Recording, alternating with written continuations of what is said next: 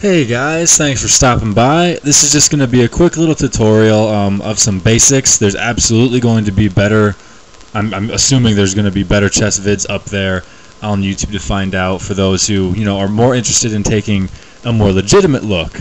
But I was getting quite a lot of feedback of people who are not as experienced with the game, or I don't really know how else to put it, aren't as experienced with it, or don't really know all the moves or like how the game works and stuff like that. And so people were wanting me to make a nice little kind of hints, not necessarily hints and tips and tricks, but just like a how-to and what is it that makes this great game work. So for those of you players who like really pro, because obviously a lot of you out there are better than me at this, but there's definitely nothing for you here. So this is just a vid on my own channel, so some of you guys don't have to go looking yourself, of just really the basics of how everything the game works. So here's your chessboard. Obviously the pawns are always going to be set up like this. The formation is always the same. The queen's going to be set up on the white square, or the queen is going to be set on the color square, and the king on the off color square. Notice queen dark and queen on the light. And the bottom right corner is always going to be a light square as well. So sometimes you'll see the board flipped up reversely, and you've got the pawns over here, and then your pieces on this side. And it doesn't necessarily change the game, it just kind of flips the way the things are. Instead of your king being the right half, the king will be on the left half, and it's just a little bit messed up in that regard as far as setting up the board goes. So every piece has a particular way it can move and all that jazz. The pawns are the most variable in that case.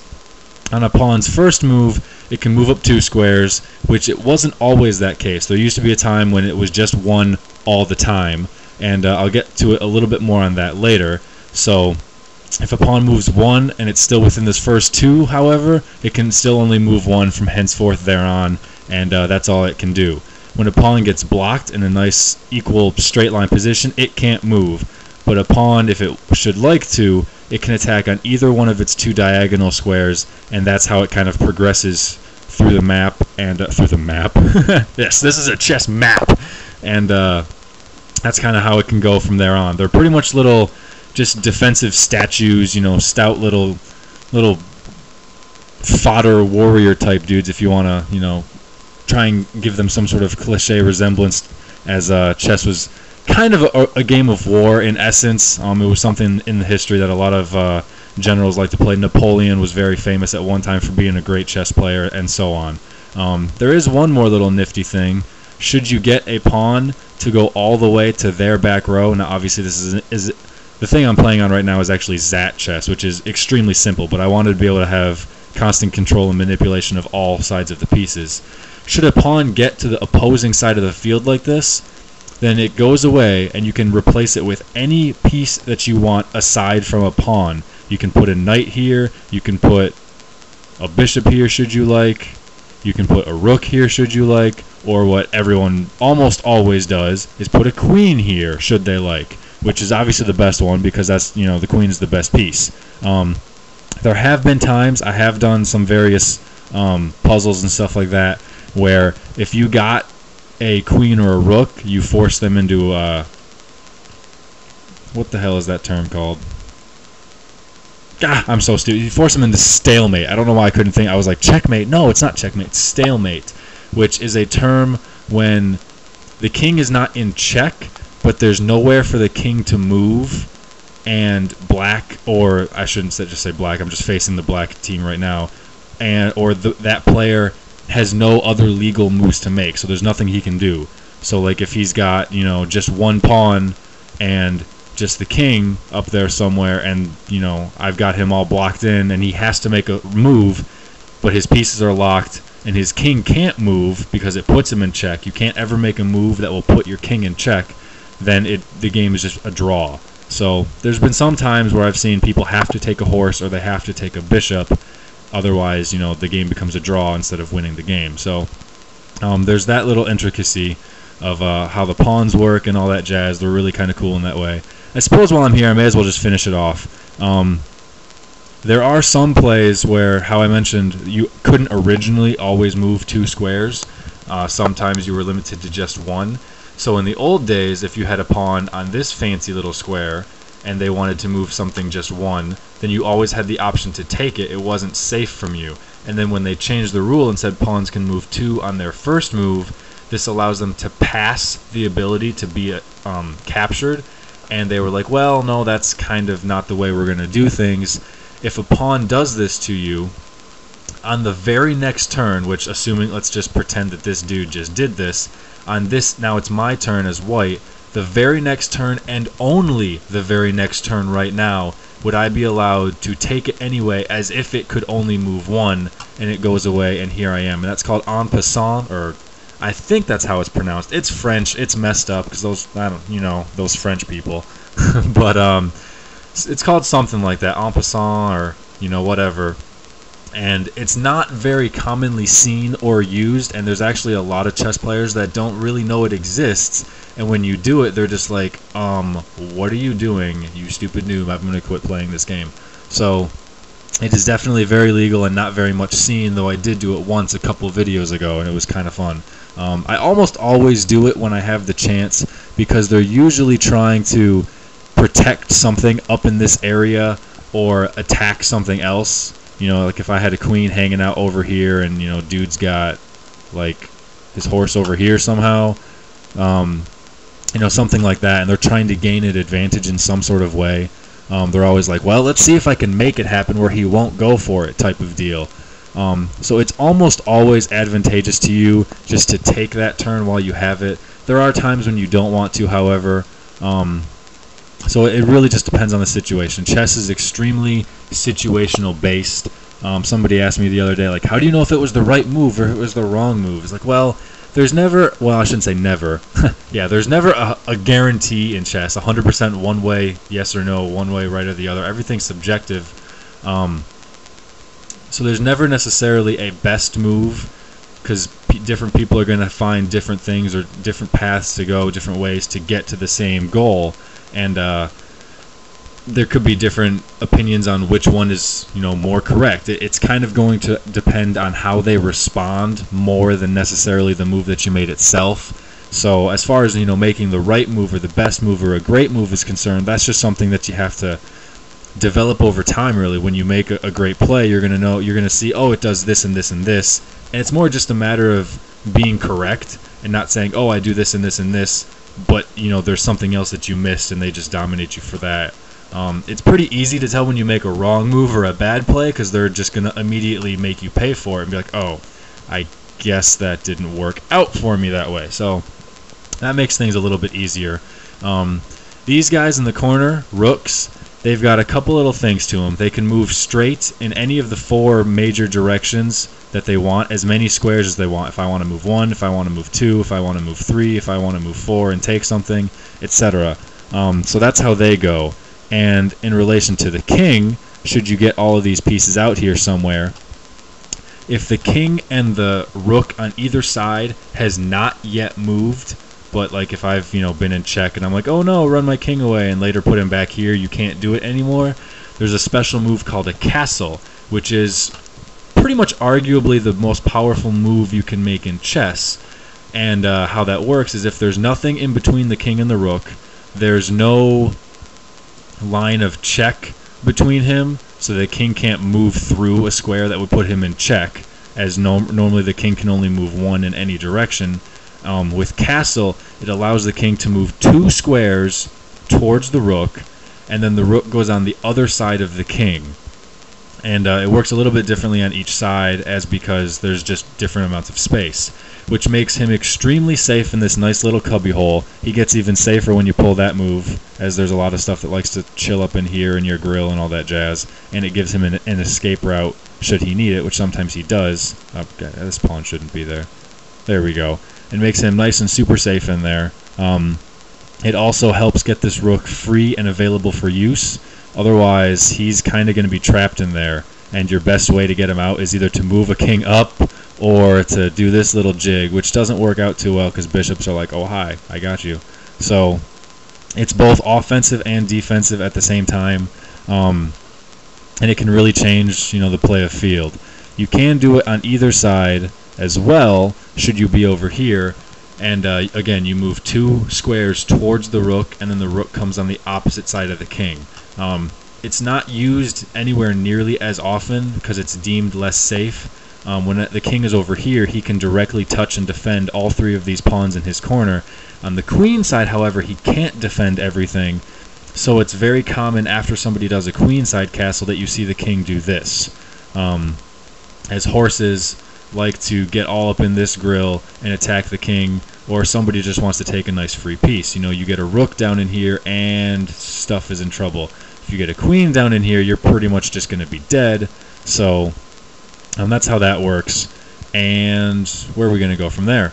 It's also, you want to be careful. Should a horse get there, put you in check, then here, actually, let's just pretend like this is going on.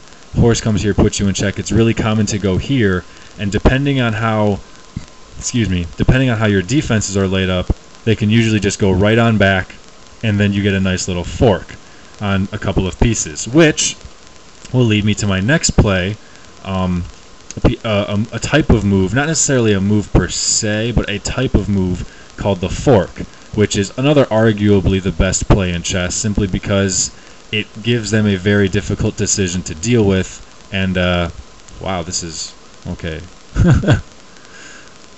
And there ends up being a situation where you get a 2-for-1 and there's not necessarily any correct plays to make. I'm just moving some garbage over here, and something like that would look in the case like this, where, you know, it's his move, he can do whatever the heck he wants. Let's say he brings a horse out, and then if I want to go here with my horse, I've got it defended by the queen. This is actually a very common 4-move piece. You generally don't want to do it because it's not very good, but it's very common at lower levels. So I got my horse over here. He can't be taken. He's nice and guarded, but he's attacking the queen over here with his L shape, and he's attacking the rook, both of which are more valuable than the horse itself. Each piece kind of has a basic point structure. There is a variation where you can play by points, where even if you checkmate, you can still lose the game because they have more pieces taken than you. Pawns are worth 1. Bishops and knights are worth 3. Though some people say if you have each bishop, then each bishop is worth 3.5, as opposed to if you just have 1, then it's 3, because a bishop pair is really strong. And then with the rooks and queens being called major pieces, the rooks are 9. The rooks are 5, and the queen is 9. So just a basic point value, so that if a horse or a bishop can be attacking multiple pieces like this, like they are, both of them more valuable, then it's very advantageous for you. So what's he going to do? He's going to have to move his queen out here somewhere into some position that's not very good, and you get to jack something of greater value for it, which, especially in this case, it can't even be taken immediately, so potentially you can get the hell back on out should you want to. So a fork like that is a very good type of play. Another powerful play, should you be so fortunate to be in a type of situation like that, is anytime you see a king with another piece in front of it, and let's say in this case it's a straight line, so I can put my rook here, it's illegal to do any sort of play which would put your own king in check. So this queen can no longer move because my rook is sitting on top of it like that, and the queen can't move. It puts him in check. No matter, even if the queen has potential to checkmate me right now, and it's like, oh, I just go here and I win. It's like, well, no, you would, but you can't. So, you know, there is no murder-suicide in chess going on. You gotta protect your king at all costs. That's just the way the things worked in those days.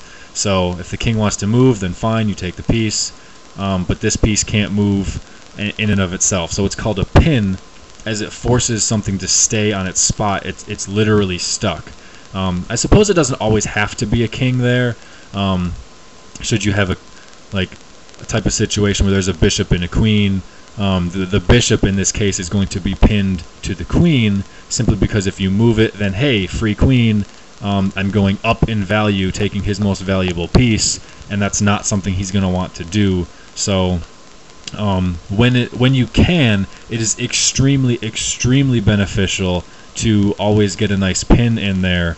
It doesn't always have to be on a queen or something like that, despite the fact, or the king, despite the fact that those are the best and easiest ways to do it. Sometimes you just, if you're really good and you're in this perfect situation where you see I need to pin his horse to this square, you know, through something else, then you can go ahead and do that. But everything's up to context and up to situation like that. So there's another extremely useful type of tactic, so to say, and this one's called the discovered attack, or something along those lines, where say I'm still in this exact situation, which looks obviously really bad. Oh, my queen is pinned to the bishop, yada yada yada. That I can move my bishop over here and put a king in check. It doesn't always have to be check. Sometimes it just has to be a different attack. Like in another video I had, I did something similar where I moved a bishop out into the middle here, and I attacked his rook on the far side, and in the process of moving that bishop, I got a nice attack on his queen. So, as he sees here, he puts me in check, and then this discovers an attack on something else that might have been going down over here. You know, it doesn't necessarily have to be queen on rook, because obviously in this particular situation that wouldn't be beneficial, but, you know, just say that there was like a free piece over here somehow, then by moving his bishop over to this square to put a check on my king, and now it's like, oh hey, look, free horse over here, while this guy's busy having to respond to the bishop putting me in check, then you can just use that free turn that you create to go over here and, you know, get a free piece. And that's really powerful. Sometimes it's really tough to necessarily see stuff when it hasn't developed, because you think, oh, you know, the queen isn't actually attacking my horse right now, so my horse is nice and safe, no big deal. And then just out of the blue, all of a sudden, 3 things are happening at once. Anytime you can do more than one thing in a turn, it's a good turn. So stuff like that is very, very beneficial. Okay, and now backtracking a little bit, I realized I went from pawns to rooks to horses, and then I didn't keep my line going of going over to the bishop. The bishops are fun little pieces that it is extremely common that players are just going to miss where they're going. Bishops, like the rooks, could move any amount of squares in the 4 major directions. Bishops can move any amount of squares in the 4 diagonals. So they're kind of the opposite of pawns in the way that if something's in front of them, you know, there's nothing they can do about it, but they're going to attack in the same way off to the diagonals, which makes them very potent in the fact of when you have them, you know, both of them sitting out over here like this, just cutting through this nice flank, a nice diagonal. Oftentimes, over time, they're going to get missed. People aren't going to see them, and they can be very advantageous in something like this, where you make a nice little cubby hole. It's a defense I love to do as black, and I've got a bishop through, you know, a long diagonal line flanking the entire board. And even if it doesn't necessarily do something now, at some point I can move my horse, get a discovered attack with the bishop, and you know, if I just leave it there for the whole game, people are going to forget about it eventually. And you can usually make some huge plays with that, just because it's tough to see. We're much, as humans, we are scientifically more capable of seeing and recognizing and adapting to things in a straight line than we are stuff that's cutting across our field in a way. So something like that is really crucial. And that's going to bring us to the end of the tutorial of how all the pieces can move and stuff like that.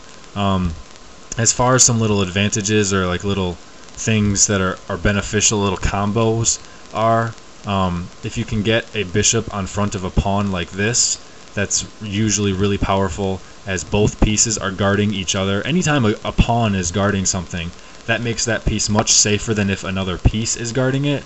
Because if they've got, you know, let's say, I don't know what the heck is going on, but let's say there's a horse here, you know, then he might not necessarily want to take the bishop because he's going to lose his horse for it.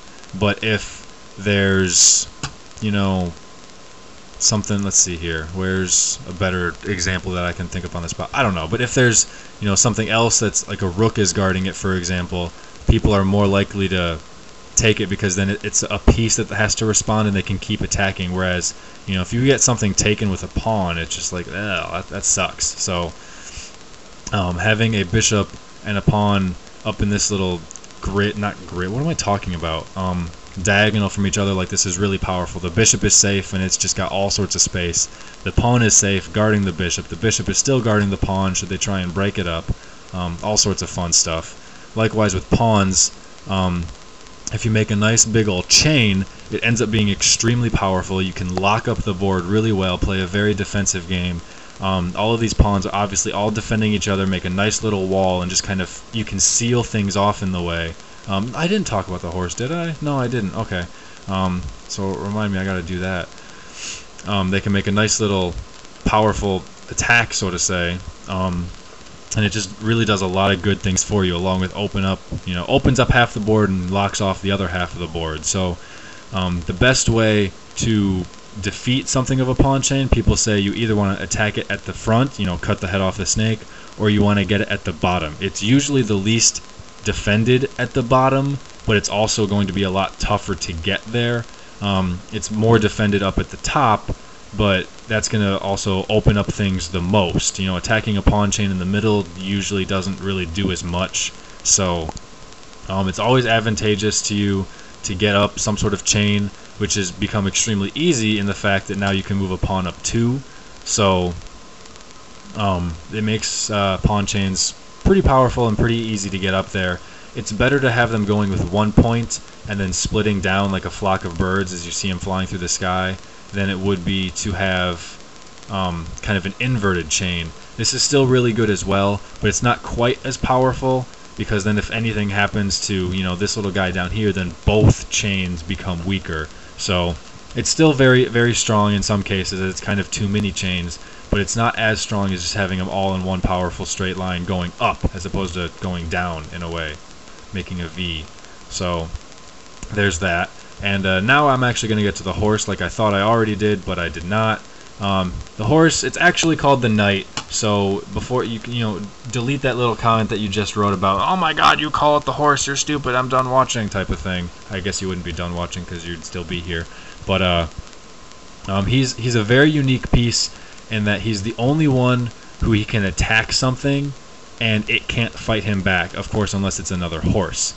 He's the only guy who can jump over a bunch of stuff that no matter what the hell is going on in all of these squares out here, it doesn't matter where dudes are, he can still jump and attack on any of the squares out here, regardless of the wall that you've created. Unlike soccer, where you can just make a wall and stuff doesn't get through, then he can hop right on over it. He's kind of like checkers, he's the little synthesis of checkers piece. He's really cool in that regard. So he moves 2 squares in one direction and then 1 square in a different direction. 2 squares vertical, 1 square horizontal, or 2 squares horizontal, 1 square vertical, and it makes a nice little L shape, kind of diagonal in a way. So he's going to split the diagonals of the piece where he's at, and he's going to go up here type of thing. So it's really cool that he can attack pieces like that. And as we saw a little bit earlier, how I had him sitting up here nice and guarded, he was attacking a queen and a rook. He's really good at being able to hit multiple pieces while being safe. So because of that, he can have some very intricate uses, such as like if he wants to put a king in check and do something else, the king is going to have to respond. If you can't take the knight, then the king has to move, especially as far as any piece is concerned. If I want to attack a queen over here, the queen can't take me, even though the queen is the most powerful piece. It's a bishop and a rook combined, in the fact that how it goes, every diagonal, every straight line type of thing. So you have to respond to it by either taking the horse / knight or moving the piece that he's attacking. Otherwise, there's nothing you can do about it. So he's really, really tricky in that regard. He can just bounce all over the freaking place like a Mexican jumping bean. And he can be havoc to deal with sometimes, especially when you have him guarded with like a weak little pawn sitting over here. It's just like, ugh, like this is just ugly. He's all up in your grill, messing stuff up, and they're really fun in that regard. It can make them extremely difficult to defend. So, as far as the basics of how all the pieces move and everything like that, that's going to be the end of that little segment. Let's see here, light, dark. Horses over here. So that's the basics as far as how everything can move, how everything can work. Some basic little strategies of like stuff to look for. Look for developing pawn chains. Look for forking his pieces, though you always, of course, want to have some sort of defense on there. You try and want to guard stuff as much as possible. When you can, you want to pin stuff to get it stuck to the king specifically, or a more valuable piece as well. all sorts of those little things. And then most importantly, discovered checks, if there's something, you know, sneaky that you can do, where, let's see here, if he wants to go there, let's put you over here. Something sneaky where, oh look, hey, I can put the king in check. Now that I've moved my horse over here, the king is now in check, and look, free queen. So it's kind of crazy to think that this horse just jumped like a rook in a way and takes a queen, but that's really how it's going to play out. So now that we've covered all like the basics and how pawns move and, you know, all that good stuff, excuse me, chess is a really one of the most important things. Like every time people are going to be looking for chess books or, you know, how to, excuse me, improve their game and stuff like that, the biggest thing that they're always going to be looking for really is going to be openings and defenses, as they're called. Openings for white and defenses for black, or light and dark, you know, so people don't get up all yippy on me or try and make a joke of some sort. So we're going to get into that. The most common openings as far as white is concerned is going to be a king pawn moving. I don't have the notations on these little things, but e2 to e4. I don't really like notation. I mean, I love notation because it allows people to easily understand what's going on if they can't see a board and stuff like that, but it's really difficult to get used to and understand unless you're fluent with it and you've had tons of practice. So I'm not going to do any notation stuff here. I guess I'll just do it right now while I'm thinking about it. There's two different ways to go about it. You've got letters on the x-axis and you've got numbers on the y-axis. So A, B, C, D, E, F, G, H, and then 1, 2, 3, 4, 5, 6, 7, 8. Some people flip it as black, so that this is A1 if you're from black's perspective, but otherwise it's H8. And that just allows people to know like what piece is on what square, and you know what just happened. If they're reading, you can literally read a chess game that way. And that's the common notation. And you know there's different forms for, if you know, when you castle, that's written differently, or queenside castle, that's written differently when you take a piece. And so you always say, like, you'll have the thing for a bishop, like you'll have B on, you know, B for bishop on whatever square it happens to be on at this moment, and you'll list the square name, and then you'll list the square it moves to, and if it took something in the process, then you'll have a little X, and then you'll name the square that it ended up on. So that's how the notation works. There was an older form of notation that was used in the past where they would split the board into king side and queen side, and they would be like, oh, queen's knight to, you know, whatever. They would say what they would, depending on the situation of how it would play out, but like each of your pieces had a different name based on its starting location. So this would be the queen's rook and the queen's rook pawn and the queen's knight and the queen's knight pawn and all that stuff. And so later on in the game you could be like, well, I was using this bishop instead of the other bishop, my queen's bishop instead of my king's, or my queen's knight, because it was the one that was over here from before. But it's a little bit more simplistic and works out a little bit quicker to do it the way that people do it now. So anyway, back to a little bit of openings. The most common move is going to be pushing the e4 or e2 to e4 pawn. See, I just used a little bit by habit, type of thing. And then there's all sorts of various responses. Really common ones called Sicilian is going to be over there. It's also very standard just to match it, as black likes to be. A lot of people think it's an advantage to be white instead of being black. I personally prefer playing as black.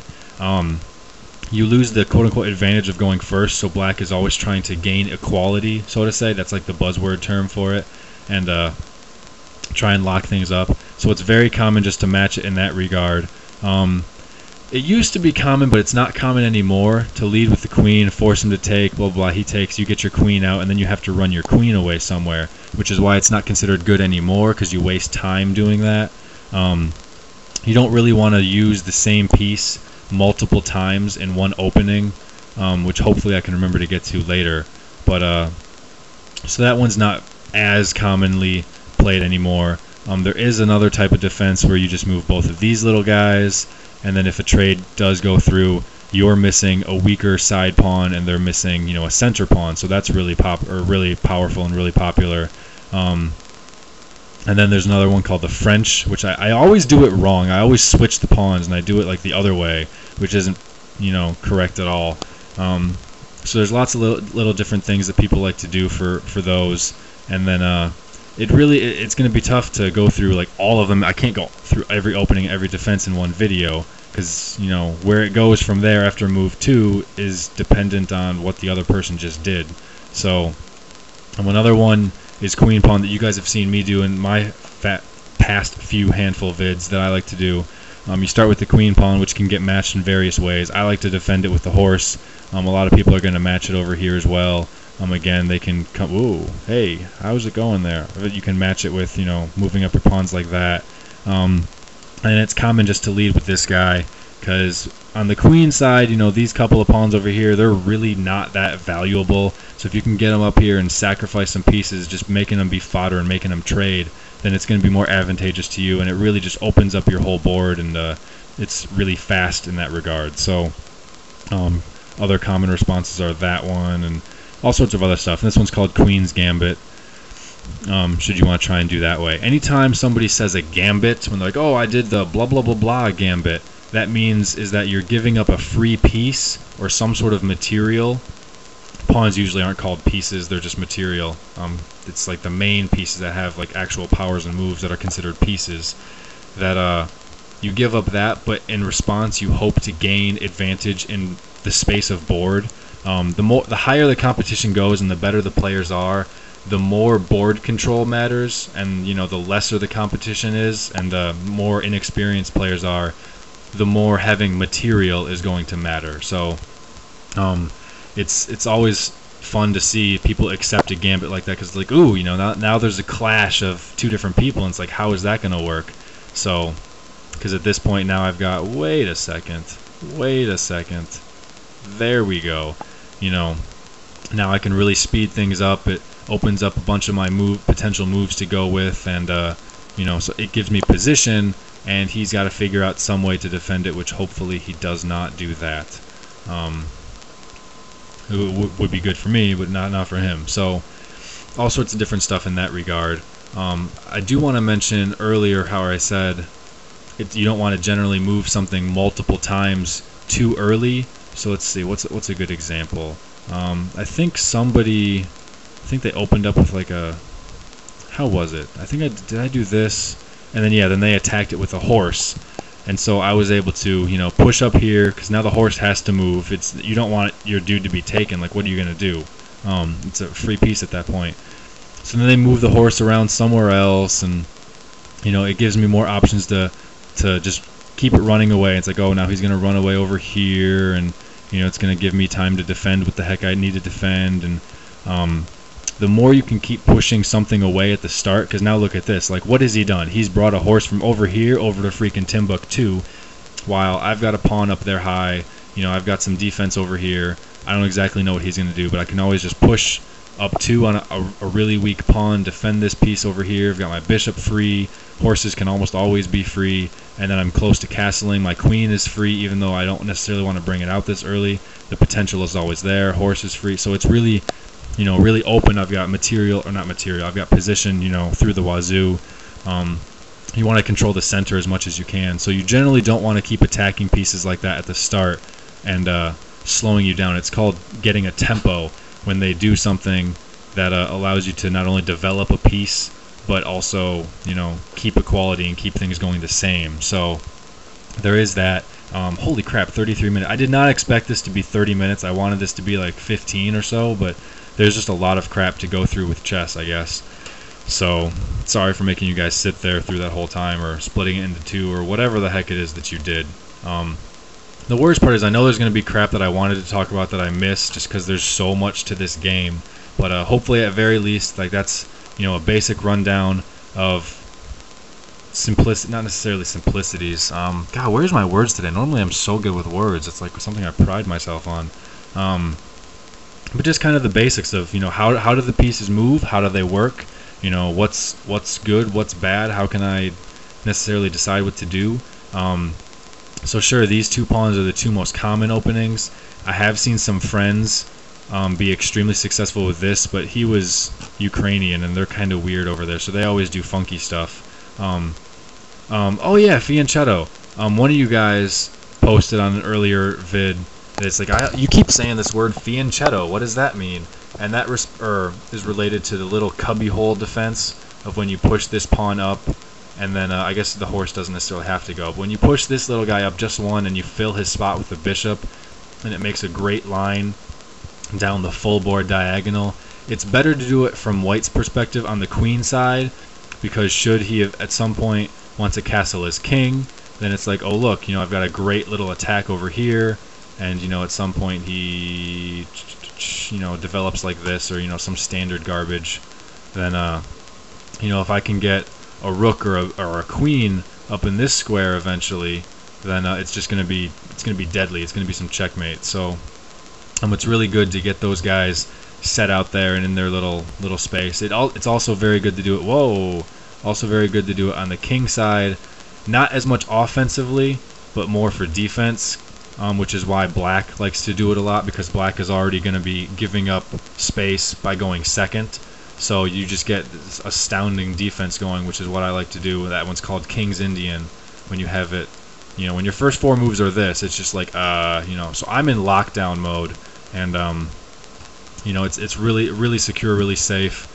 And then you can start using these pawns, and then really like this half of the board, like these 4 pawns and then these 2 pieces, they just go kamikaze. You can really stop caring about their live and things like that. Just get them out there, get them open, start just bum rushing stuff, and getting these pieces activated for support, and just really start taking it to them on the flank, which I like a lot, while still being really defensive. Like, those are just 2 of my favorite things. So when you do something like this, you want to keep that bishop there as long as possible. So should an enemy pawn start making his way up, then you're going to want to double push to block it off, because if a pawn gets up in here and you lose your bishop to God knows where, and you lose this guy, then it's really weak over here. The downside to fianchettoing like that is it cuts a nice diagonal. It makes safe little spots for people like a queen to sit on, or a horse can just hang out in here all day and make him move crap, and it just gets in your hair, and you don't really want that. Oh my god, and if a pawn is there, that's hideous. What do? So you want to keep that guy there as long as possible, and want to make sure he's there. He's the mainstay of your defense at that point. So so there's that little fianchetto thing that I talked about a lot. Moving things back to where they belong. Don't take it. How can I take my own piece, huh? Wow, you don't go there. You go there. So as far as, I wouldn't necessarily say that's, no, it's certainly not a common opening for white to, immediately give up their space like that. Because that you can argue that gives away their advantage. Like, okay, so you go first and you sit back and guard yourself first. Okay. Some people, I used to actually really like bringing a horse out first, because people are just like, say what? And then they respond over here, and then it's a really different game, and it's kind of fun that way. So moves that you don't want to do at the very start, you don't, this is a really common opening, or it used to be in the past, because black, who wants to put his king pawn up here, suddenly can't do it. But it's really not safe, as should you eventually move that pawn up there somewhere, it's just the same thing of like, now I've opened up a diagonal to my own queen, or my own king, and so it's not particularly safe to do things that way. So that's all there is with that. It can be decent, as they'll probably respond with that, but you do got to be careful with it. There was an opening in the past. It used to be the most powerful, most common opening hundreds of years ago. It'd be called the Kings Gambit, where you would push up there, and then they would take, and then you just like go to town, and you just blitz everything over to this king. People don't use it anymore now, because they've discovered how to completely obliterate it, and just taking it, and just the way, obviously these pieces aren't set up properly, but you can, it's extremely unsafe for white, and if he doesn't respond in like the perfect ways, then he's just going to lose extremely quick. So people don't really do it anymore. Arguably the worst opening in the game is going to be that, because it doesn't, at least this, it's still a little bit safe, they're defended, but this does nothing. He's going to just be able to eat the rook up with a bishop. You don't want to get it out there that early anyway, just like you don't want to get the queen out too early, because then you hop over here, and then, oh look, I'm going to chase your queen away, and it gives me tempo, because now I've developed a piece and you haven't, type of thing. It weakens your king side eventually when you want to get your king over here. It's nice and weak. So that's considered the worst opening in the game of all the, I think it's 20 moves you can do. Because yeah, each pawn can move up 1, each pawn can move up 2, so there's 16 moves. Oh, and then the 2 horses, oh, the horses each have 2 spots. So yeah, there's 20 different moves you can do on the first turn, and that's considered the worst one of them. There was one time I was playing with a buddy from my high school chess team, and I was like, I'm just going to beat you with this. And the only time I ever opened with that, and I ended up beating him, it was hilarious, and I rubbed it in his face for forever. Even once he got a little bit better than me, I was like, you know what, dude, I beat you with this garbage. So, it was just a fun little time, fun little game. And you know, I think that's pretty much everything on my brain at the moment. If I miss something, I can definitely respond to it in comments. I expect and kind of hope that there's going to be loads of questions on this vid, so I can, you know, answer those, and other people can answer them as well. I suppose as far as like more game mechanics of, you know, once you get out of openings and get into the middles of games, then you know, we'll just be able to go from there on how. What are you doing? You're supposed to be over here. You're supposed to be somewhere else. You know, how games are actually played, and you know how to respond for those in-game situation types of things. This is a really common opening. I just felt like mimicking. So, you know, all sorts of little tips and tricks that hopefully we can get to, you know, through future videos. But hopefully, at least after, you know, 40 minutes of listening to me talk and watch me move chess pieces. Those of you who haven't had any experience or don't really necessarily know what's going on in the game of chess can at least have a little bit more of a basic understanding of what's going on. Another common thing in a lot of my vids, or the few matches I've had up so far, have been, oh, like you could have moved something. Let's just pretend that I don't know what the hell. I go over here because I'm retarded. It's like, oh, you could have brought your queen over here to put him in check. Despite the fact of the goal of the game being checkmate, check in and of itself is not always beneficial. There's a few things he could do. He could just pull that right up, should he want to, or I mean, I suppose that at this point that's his only option. But normally, in and of itself, just having check isn't advantageous. You need to have something else happen by moving this piece, get a nice little 2-for-1, have it discover another attack, or have it you know, change the position, or be able to save my piece. Like, okay, now I move this. He was attacking 2 of my pieces, so I move one to put him in check, and then I can move the other and I save them both, type of thing. But there's been a lot of comments where like, why didn't you do this? You can just put him in check. I'm like, well, because it doesn't do anything. He just blocks it, and then I have to run away, and that sucked. So you don't always want to just go for that when you see it. So I suppose one last thing to end it off with. Somebody also asked in a PM, it's like, what's the fastest way to win? The fastest way to win is to have black be a total moron and just move up here, and then you can kill him with anything on the diagonal. But that doesn't exactly count. So, let's see, was it just, or no, I think it was something like that, where they just go through there. But as far as white is concerned, it's the standard moves for it are to bring your bishop out here, which normally you don't want to do. You want to bring the horses first, but who knows what the heck they respond with. Let's just pretend they go there. And then you got 2 options. You can move your queen over to here, or you can move your queen over to here. This one, if you're going to legitimately try the 4-move checkmate, because you can do it in 4 moves, this one's safer if it fails, if it doesn't work out. Actually, no, this isn't what they do. Let's pretend they do, I don't know. Let's say they go, I don't know. They do something. What do people respond to that with? People like to black likes to match, so let's just say they match.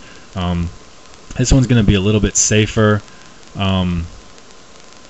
simply because the queen isn't as out in the open, and you know it still has places to run and hide should you need to. But it's also less likely to succeed. I get my queen up here. It's checkmate. So I like going here instead because it gives me a couple of options. I still can attack this piece for the checkmate. Instead of going straight, I can go diagonal, and it also gives me this piece to attack, because a very common way people think to block it when they're not very good. I mean, I wouldn't recommend doing this against anyone good, of course, but a very common way for people to try and block it is to go over here, because it attacks the queen, it stops the diagonal, but then I can just take this pawn, and the rook is nice and free and maybe I can get somewhere from there. As this gives me check, gives me pieces. If he did in fact block with the bishop, then that's going to be free in a second as well. Or if I don't want to go that risky, I can still end up coming back here, and I keep this line, which maybe they forget about or something like that, and just who exactly knows what's going to happen. Also, if pretend he doesn't do this, he does something else. Like, I don't know what the hell he's going to do. He runs his queen over to here. I suppose that would save him. It allows me to keep my knight square open, and then another really common move is to just, actually I suppose in this case I could go here. Excuse me, another really common opening type of combo. It's called the fried liver. I used to do this all the freaking time, is just keep bouncing your knight up here as it's going to attack these two guys being defended by the bishop and all that jazz. But anyway, I've talked for far too long. I've rambled on about too much stuff that wasn't necessarily the best thing in the world, like these last two little gimmick garbages that I just showed for. If you guys have any questions, absolutely let me, post in the comments, and I'll do my best to answer. If I left something out that I think of later, I'll do my best to put up an annotation or leave it in the description or answer it in comments, stuff like that. So hopefully for those of you guys who have a little bit less experience with chess, don't necessarily know how the pieces move and how the game is played as much as others, this will have solved a few of your questions, so you can make it a little bit easier for you to follow along. Where's this last pawn? Here it is. To make it easier for you guys to follow along, and hopefully, just further enjoy the future videos that are going to come up, and maybe get started off to being on your own. So thank you guys for watching. This was far longer than I wanted, and hopefully it wasn't too bad. So thanks for your time, guys. I know it was a lot more than both of us kind of wanted to spend, I'm sure, but it means a lot. So take it easy. Best wishes to all you guys later, and I'll catch you later. Peace, guys.